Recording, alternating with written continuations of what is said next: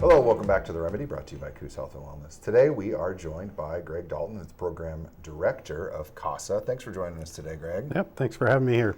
So, tell us a little bit, what is CASA exactly? CASA is a program, court-appointed special advocates. And what we do as a program is we recruit, train, and supervise community volunteers to advocate for the best interest of children in foster care. Oh, wow, that's great, because there's a lot of children in foster care, so is definitely a needed. There's a lot of children. Coos County is one of the higher per population counties of children in foster care.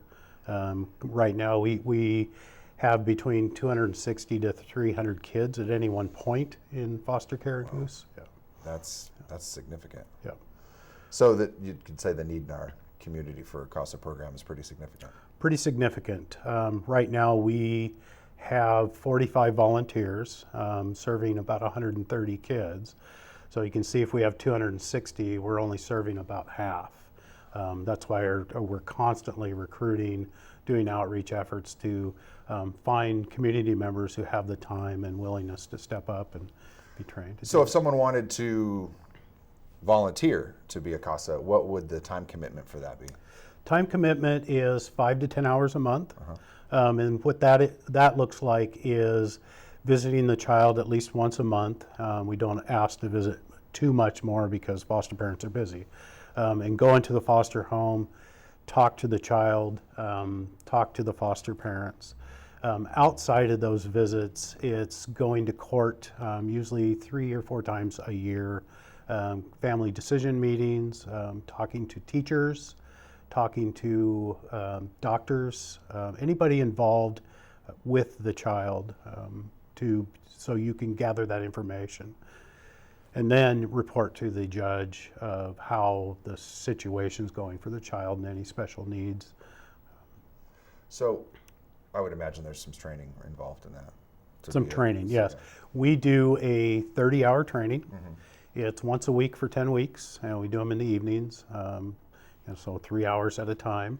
And after that training, if we decide that you're ready for this work, we will have a swearing-in ceremony. You go up to the Coos County Courthouse, get sworn in as a volunteer, and then come to our office and grab a case. So what's the best case scenario for the CASA program locally in Coos County? Best case scenario for CASA is that we're no longer needed, right? That's a great answer. Yeah. That's about the best answer you could come up with. Right now, second best case scenario is that we have enough CASAs to have eyes on every child in foster care.